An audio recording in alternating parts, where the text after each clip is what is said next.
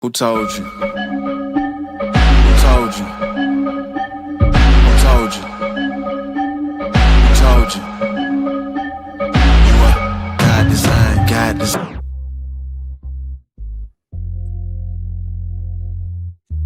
Hey, what's the deal, board buddies?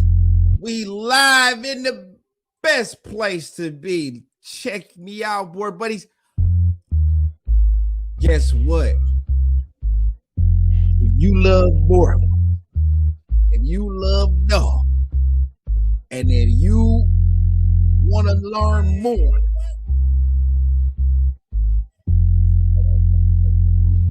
hold on. Listen, you in the right place. Give me 1 second. Give me 1 second.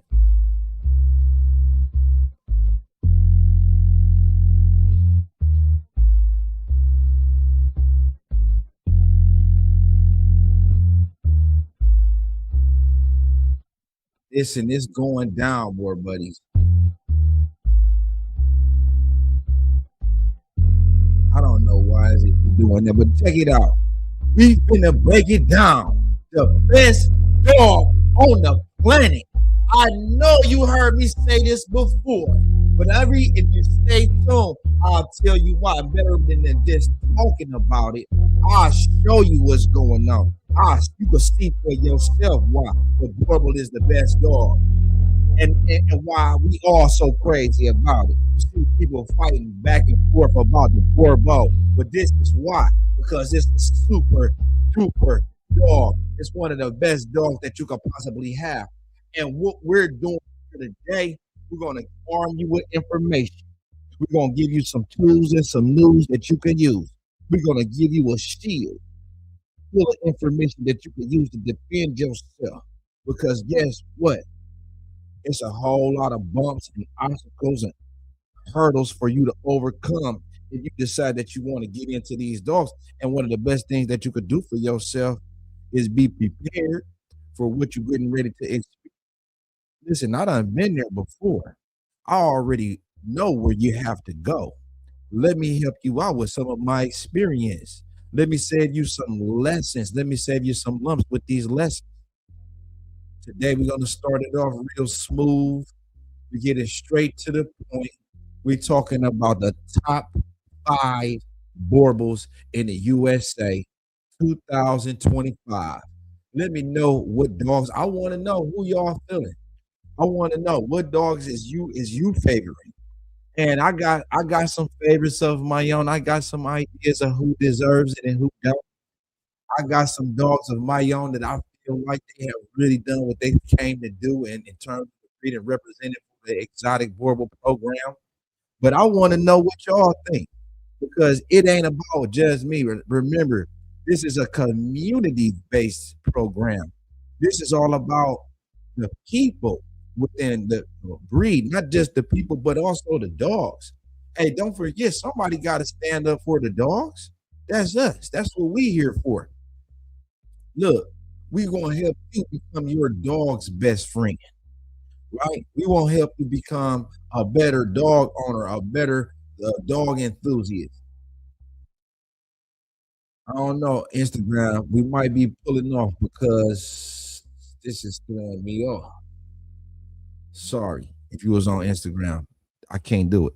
It was playing in my background, but yeah, so we talking about the top 5 dogs. Now, top 5, that's relative. It could be for whatever reason, but I would like to know some justifications. Don't just put a dog up there because it's you like the dog. I want to know why. I want to know what reasons do you call a good dog? What are we looking for? Because as a group, we all shape this breed. We all have an influence on the direction or the final outcomes of the breed or the next generations. So we want to know, what do you like? What are you thinking is good? What is the values at? What are we trying to produce? What is the direction of the breed in the United States? What is the direction of the breed in the United States? We want to know, what do y'all think? Should we be going bigger? Should we be going taller? Should we be going what color? Should we be going for athleticism? Should we be going for strength? Should we be going for virtues, totality? Are we measuring it?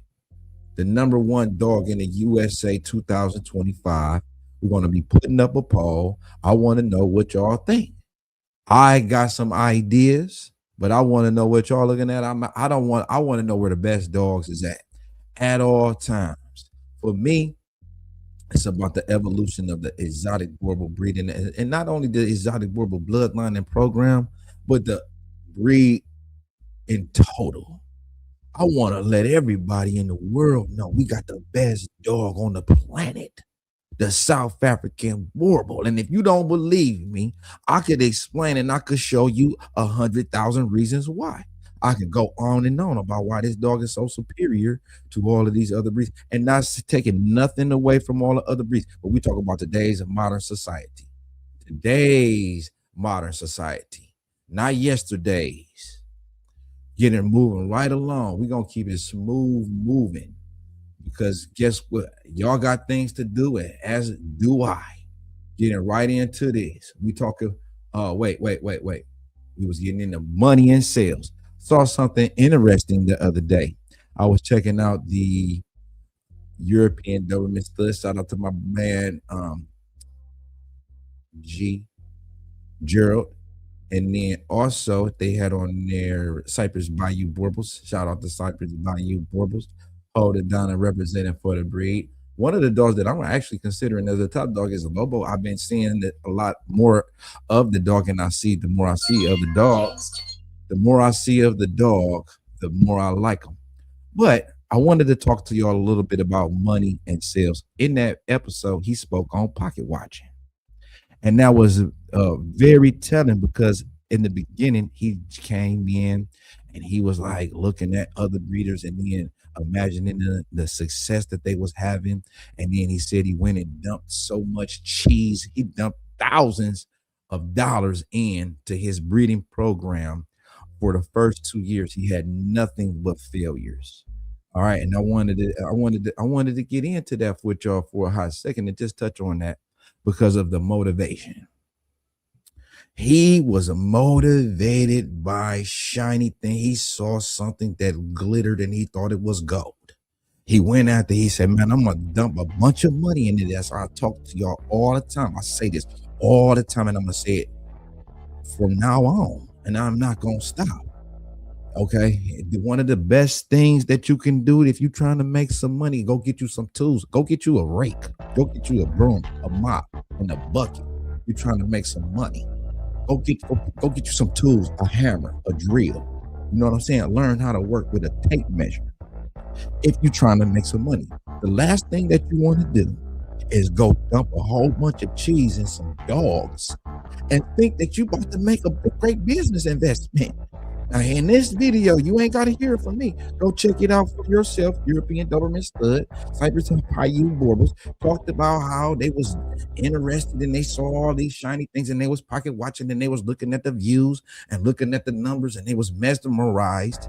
And what did they try to do?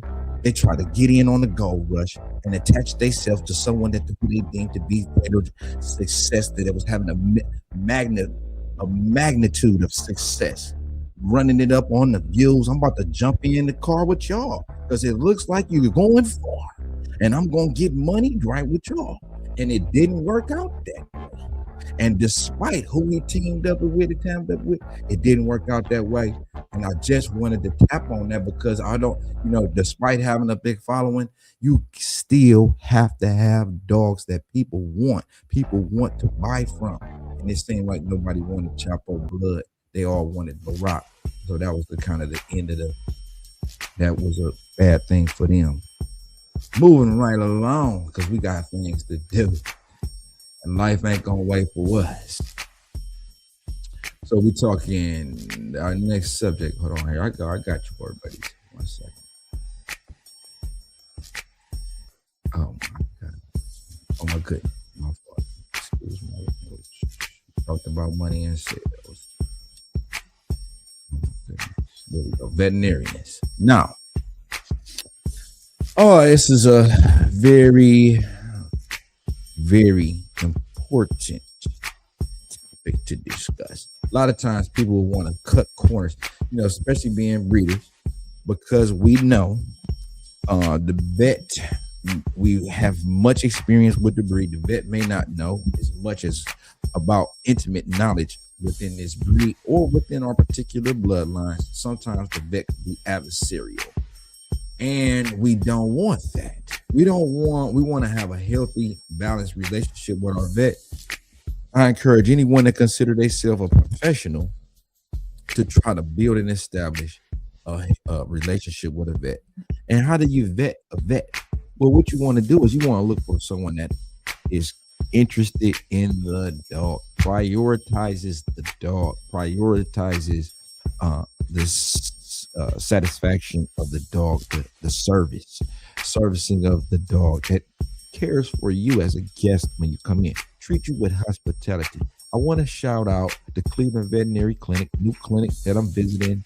I always have a great relationship with the veterinarians because I feel like I want them to thoroughly examine my puppies. They got some of the vets from Gateway Animal Clinic. Gateway Animal Clinic is no longer a walk-in clinic. So you never know how long it's going to take before you can get your dog into the vet. Make sure that you spend time vetting a good vet that have your best interest of you and your pet. You want to make sure that it's someone that is an animal first. And I found Cleveland Veterinary Clinic, and I'm gonna tell you why I like them. I went in there, I didn't smell no dog feces, or all of them vets tend to have that kennel smell, like they got a kennel in the back. This vet, I went in, I smelled nothing but essential oils. So that let you know the type of atmosphere, and they had on yoga music. So it was very calm and relaxing. And then they brought me out some honey lemon tea. I was very impressed. I appreciated that. Shout out to that vet. A lot of these dudes ain't even taking their dogs to the vet. They're cutting corners, and I'm not snitching or hating or nothing like that. Do what you do. That's what works for you. But around here, we taking dogs to the veterinarian. Why? Because we professionals, and that is important for our journey as we pass the dog into the home. We don't want no one thinking that we just gave you a dog, they said it was healthy. No, it's certified. Let's get off into these breed standards. We're talking standards. We're talking. Now, why did I even put that on here? All of these different organizations, all of these different clubs, and I'm sure that it could be very confusing to the newcomer, to the beginner, right? You're trying to get a good idea of what it is, what registry do I want, what club is best club. Listen to me very carefully. All of these clubs is the same. All that they do is record information that I put on the paper. That's all that the clubs do. Whatever the breeder put on the paper, the organization duty is to record. You need to find a qualified breeder with the qualified dogs. That is the main thing. Does not matter these clubs, politics, I'm not into it. To me, it's all hype. They're not measuring nothing significant. They're not even recording data for us to use in our breeding programs. They have nothing to offer. They take your money at a show. They don't even publish the results. Who was the winner? We'll never know.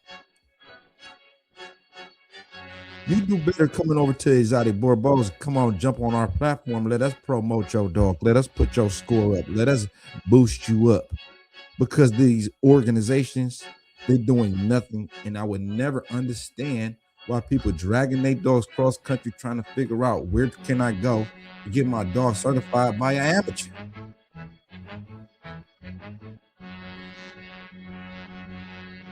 Okay, let's see. I think we need to go for agility to show what I mean. Swimming, climate protection, work. Okay, let's throw some of these comments over here. But what I'm saying is the dog. A lot of times the standardization of the dog and all of this purity and all of this idealness and suitable for shows and correct bite head types and so on and so forth is superficial.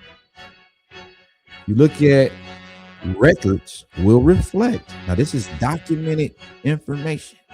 AKC agility competition record will show oftentimes mixed bred dogs have outperformed your purebred counterparts.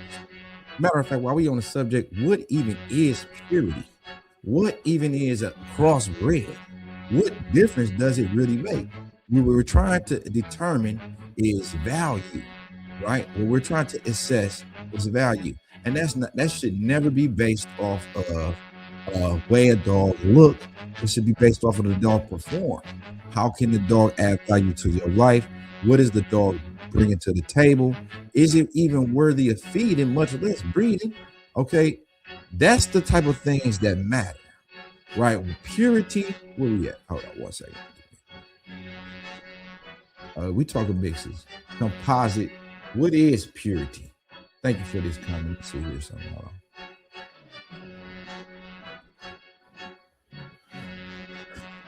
What is purity? How can you have purity? Well, I'm gonna explain it. I'm gonna break it down.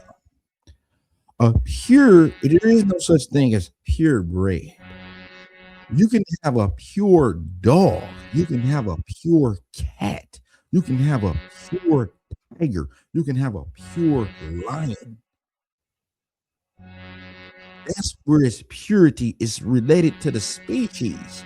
When you start crossing species, like a dog and a cat, that's a mix. When you start crossing a lion and a tiger, that's a mix. But anytime you bring another dog to a dog, you're not mixing.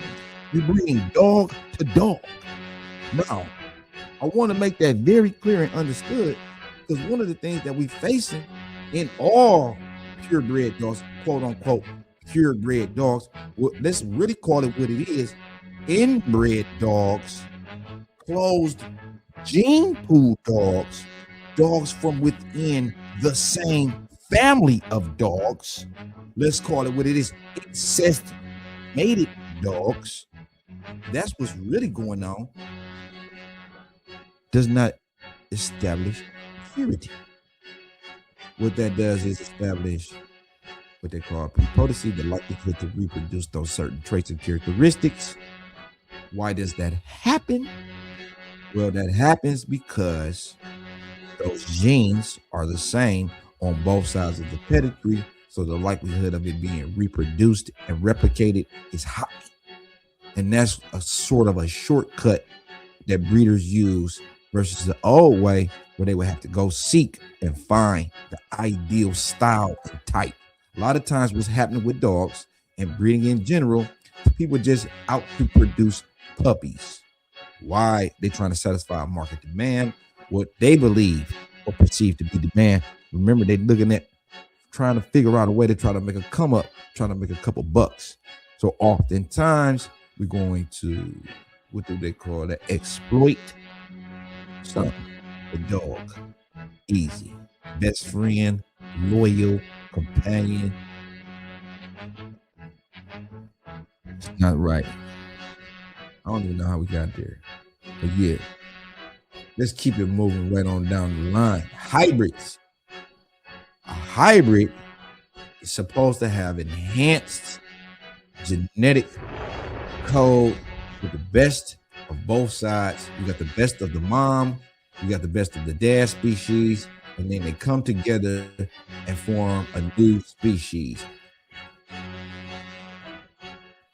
The new species would be an example, the polar grizzly, or the grizzly polar, the polar grizzly.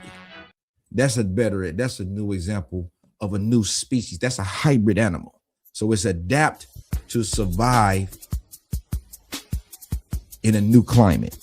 As the climate changes, as the polar ice caps melt, the bear has swam a lot greater distance. The grizzly bear and the habitat of the polar bear have kind of collided.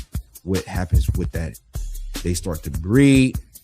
Now we have a new subspecies to adapt into this new climate. The weaker ones will die off, the ones that are not conditioned. But then at some point, you arrive at the survival of the fittest, and the strongest dog survive. So that is what you call natural selection. Moving right along. I love the way that this Chase Money. What up, broski? I love the way that this thing is flowing. Moving right on down into selection. Now, we just talked about what is known as natural selection. Now, as a breeder, now this is going to be information for a breeder, this is information for a new owner, this is information for the layman, whoever. I'm going to give you some news. This is a tool that you can use. You want to deal with a person, or you want to try to find, you need to know yourself. First of all, what is it that you're looking for in a dog? How are you going to fit this dog into your life as a regularly scheduled program? What role is the dog going to play? And then how or what are you willing to commit to the dog? Because each different style or breed or family of dogs, because I don't want breed, family / family of dogs, we're going to have certain traits and characteristics associated with that family or breed of dogs. You need to know, how does that complement your lifestyle? Selection. In nature, only the strongest dogs survive, right? So what's happening is, because of the environment, because of the climate, because of the conditions, because of the genetic code, all of that adds up to a sum total of either you're going to thrive, or you're going to survive, or you're going to expire. And only the strong survive. So we try to implement that philosophy with our breeding program, with our dogs. We want to supplement them as less as possible. And I know that this may be hard to swallow. This might be something that's very difficult to deal with and accept when you have puppies, especially young puppies, neonates, young puppies, dealing with a little right now that we're struggling with, and it's crushing my partner. And it's difficult for me to experience, but it's a part of life, and it's a part of the game, and it is part of it. And there's nothing that we can do about it, no matter what we do. Sometimes the plan is just not nature's plan.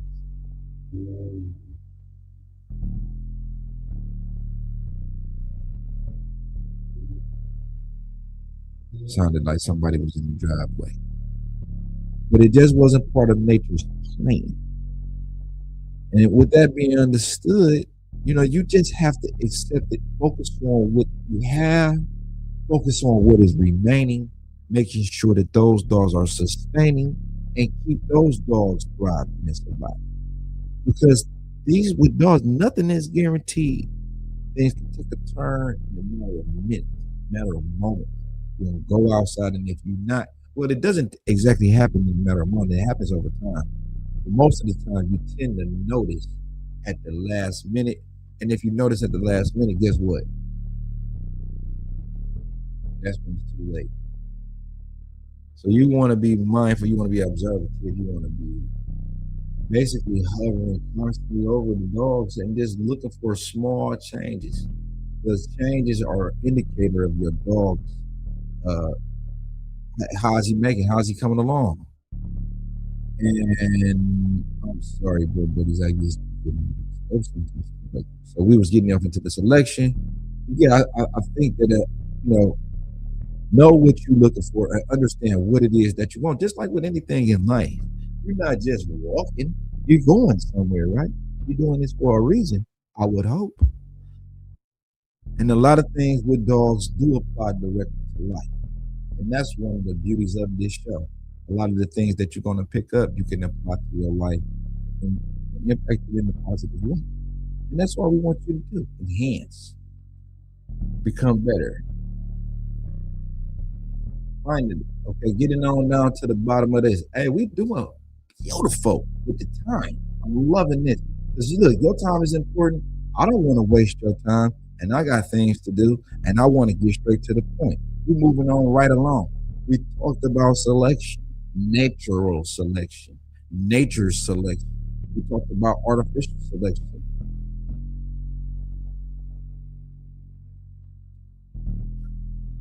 Yeah, this. Oh yeah. Oh, I like that.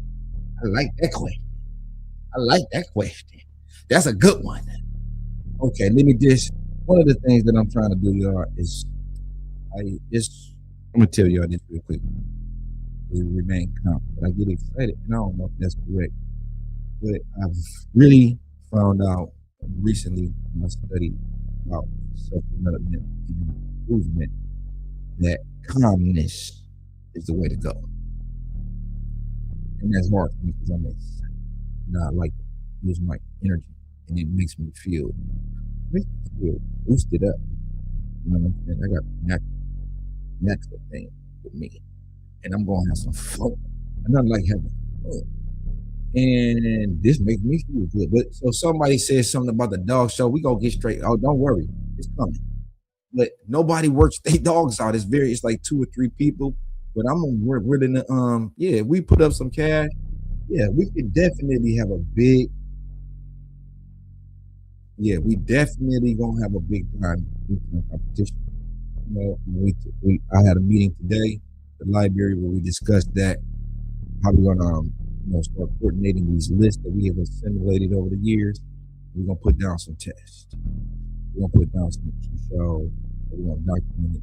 We want people to see what these dogs is capable of, and also what they're not capable of. Which brings us back to culling. Culling is the removal of weakness, undesired traits, and defects, even some things that others may desire. We want to eliminate because it doesn't fit your ideal. As a breeder, we should know and be clear in our intentions. There are some things that we do want, some dogs that we don't want. Culling is necessary, and I'm not talking about old school way. I let nature take this course. I try to supplement the puppies as much as I can, especially when they neonate. But sometimes there's nothing you can do no matter what you do. It just the dog isn't meant to survive, and I believe that's why they have so many puppies. When you're talking about, think about some of these other species in nature, turtles, fish, that have large numbers of offspring. It's ensuring this species survives the next generation because these animals is prey. They live a dangerous lifestyle, where they out there in the woods, in the wilderness, and they coming upon wolves, multiple environmental threats. They don't have access to environmental care, and because of that, they succumb to the illness. So we definitely need to be removing certain dogs from the gene pool, but it's based off of, and I'm not saying put the dog down, but it's got to be some kind of criteria. We only want the strongest dogs is out in Boerboel way, and I'm making sure that the strongest alive. That's my way. Some dogs fall behind, and that doesn't mean that they're not valuable. That just don't mean that they breeding dogs. Because at the end of the day, I wanted to touch on this when we were talking about selection. Is it the best of the best? Breed nothing but the best of the best? Or is it breeding the dog that fits your program the best? Breeding the dog that fits your ideals the best? Because someone else is the best. This whole thing about what is the best, show me what's better, is subjective. Until we have some accurate, meaningful, significant measurables, height, weight, length, time, distance, weight. When I'm saying weight, I'm talking about measured amount that you pull across a certain amount of distance in a certain amount of time, real data. I'm with that. We can do that online. I'm down. I got keep a dog around that's ready to rock and roll at any time on the run side and the pull side, however y'all want. Y'all set it up. We're gonna show up. Please believe we got some things coming up. Pittsburgh, Pennsylvania, Michigan, and Ohio. We're going to lock in those 3 states with something special. Battle with a belt I don't know if it's even the Beltway, but it's Battle of the Lake, Erie. Battle of the Erie, Battle of the Lake, Great Lakes. The Battle of the Great Lakes, that's what they use on something like that. Finally, before we go, I'm not gonna let y'all down. You already know one of our main specialties that we love to do and discuss: health and wellness, food, feeding. I'm not sure I said this before, but I'm gonna say it again. I'm sure I've said it once before at least. I don't know if you heard me, but raw feeding is not about building up bulk. It's not about making your dog bigger. It's not about blowing your dog up. It's about the ultimate level of health and satisfaction. What you want is a beautiful dog. You want a dog that live a long life. You want a dog that has healthy skin, eyes, teeth. You want a dog that is aware, a dog that doesn't have lack of energy. You want a dog that can move, that can run, that is not organs overtaxed with visceral fat around the organs, sugars, sweets, toxins, additives. I say sugars and sweets, sugars and salts, additives, preservatives, all of these different things you eliminate when you go with a raw diet, raw, natural diet, the way that Mother Nature intended for the dog to eat. And so your dog is going to be much healthier. You're going to be much happier. Your pocketbook is going to be a little heavier, not much lighter. And then you're going to be able to spend more time with your dogs, more time with your family, more time enjoying life the way that it should be at 100% health. The more that you add weight, remember, we all could be bigger. We all could be heavier, easy.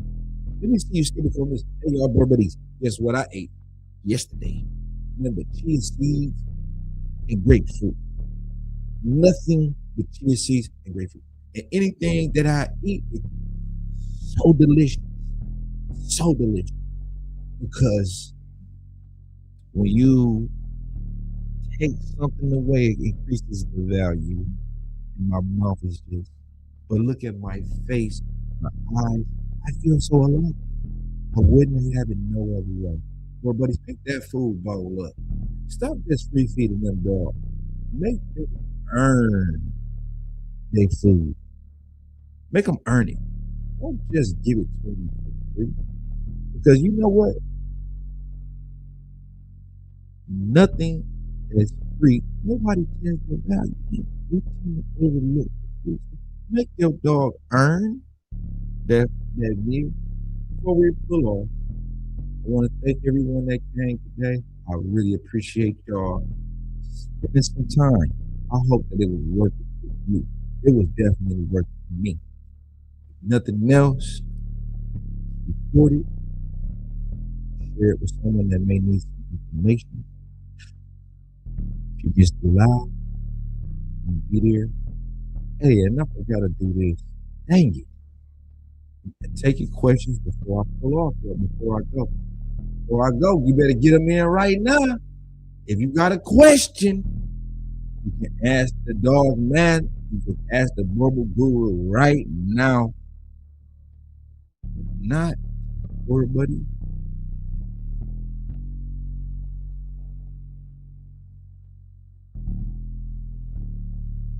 If not, we're buddy. That dog food bowl up. Until next week, I'm so happy to be here. I'm so happy that we made it another week. Hey, boy, buddies, make sure that you're doing something for yourself. Stay busy. Don't sleep on yourself. Do not do nothing because you think that there is nothing else to do. Always something to do, boy, buddies. No days off, man. No rush, go on, move dumb. Back and forth, push and shove. Make your peace and love turn to peace and gloves. Now you got a deal run up.